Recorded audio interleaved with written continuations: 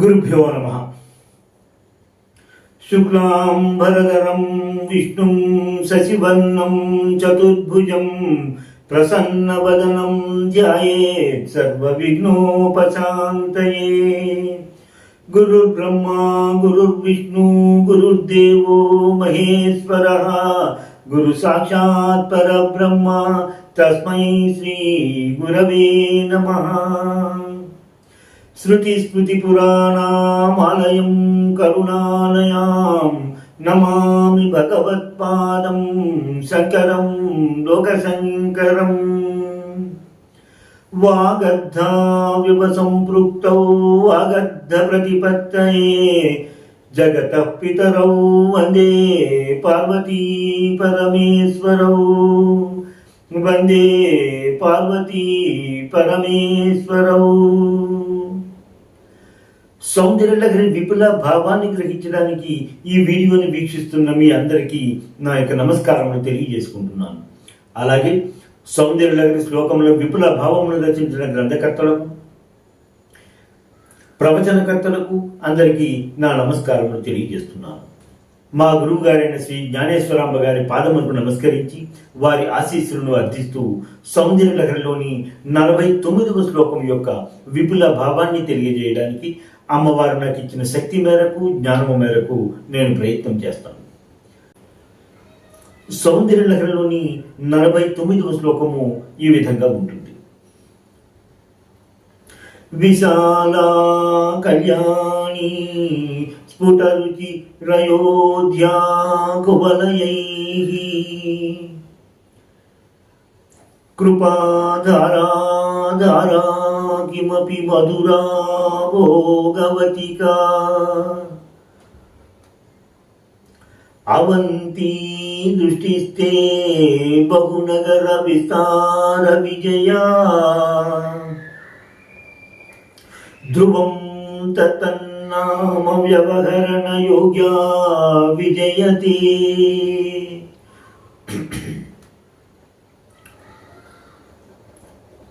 ఈ శ్లోకం యొక్క స్థూల భావాన్ని పరిశీలిద్దాం. నీ యొక్క చూపులు విశాలముగాను ఉండి ఎంతో దూరముగాను అన్ని దిక్కులుగాను చూచేటువంటి సామర్థ్యము కలిగినవై, విశాల అనే నగరము యొక్క నామంతో వ్యవహరించుటకు యోగ్యమై ఉన్నవి. అలాగే మంగళకరమై కళ్యాణమై కళ్యాణి అయిన నగర నామమునకు వ్యవహరించుట విధముగా ఉన్నవి కదా. నల్ల కణువులు తమ సౌందర్యముతో నీ కన్నుల సౌందర్యము ముందు ఓడిపోయినవై అయోధ్య నగరము అయోధ్యగా ఉండి అయోధ్య అనే నగరముకు ఆ పేరు గల పేరుతో నిన్ను పిలుచుటకు యోగ్యమై ఉన్నవి కదా. అనంతమైనటువంటి కృపాధారణకు ఆధారముగా ఉండి మాధుర్యముగా ఉండి మధుర అనే నగర నామమునకు పిలుచుటకు యోగ్యురాలవై ఉన్నటువంటి నీ యొక్క కనుచూపులు ఉన్నవి కదా. అలాగే సంపూర్ణ దృష్టిని కలిగినవై భోగవతి అనేటువంటి నామమును సార్థకమైనటువంటి ఆ నగరము యొక్క నామముతో నిన్ను పిలుచుటకు అర్హులై ఉన్నవి కదా. అలాగే రక్షించుటను సామర్థ్యము కలిగినవై ఆ లక్షణము కలిగినటువంటి నీ చూపులు అవంతి అనే నామంతో పిలువబడడానికి యోగ్యులై ఉన్నవి కదా. సకలమునందు విజయము పొందేటువంటి నీ చూపులు విజయ అనే నగరము యొక్క నామముతోనూ నిన్ను పిలవడానికి అర్హులై ఉన్నవి కదా. ఈ విధముగా 8 రకములైన చూపులతో 8 రకములైన నగరముల నామములను పొందుటకు అర్హులై ఉండి ఉన్నవి. సర్వోత్కర్షతో స్వాభిమానముగా వర్తించుచున్నవి. ఈ శ్లోక భావములకు దగ్గరగా ఉండేటువంటి తెలుగు అనువాద పద్యాన్ని ఒకసారి పరిశీలిద్దాం. పిరివైనట్టి పొడల్ నినున్నతముగా వించే విశాలాక్షిగా బలమున్ అయోధ్యగను నీవైనట్టి మాధుర్యమున్ సరిగా మాధురిగను అవంతిగను సఖ్యంగ రక్షించు నామమ్ములన్ పొంది కరుణాధారవిగా సమాఖ్యగను పొందగా మము కాపాడగా.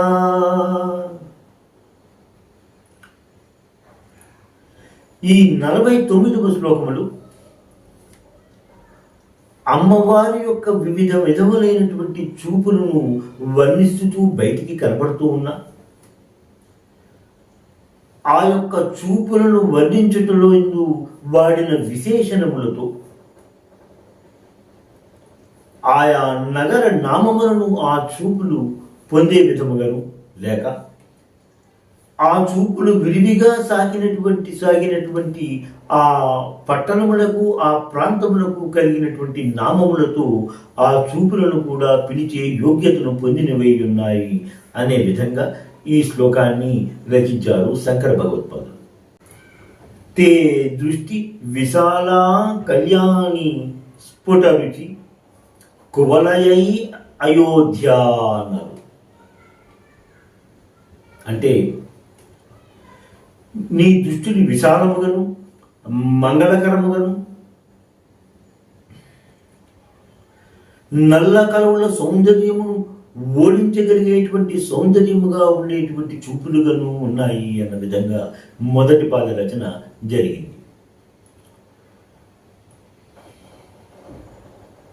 కృపాధారా ఆధార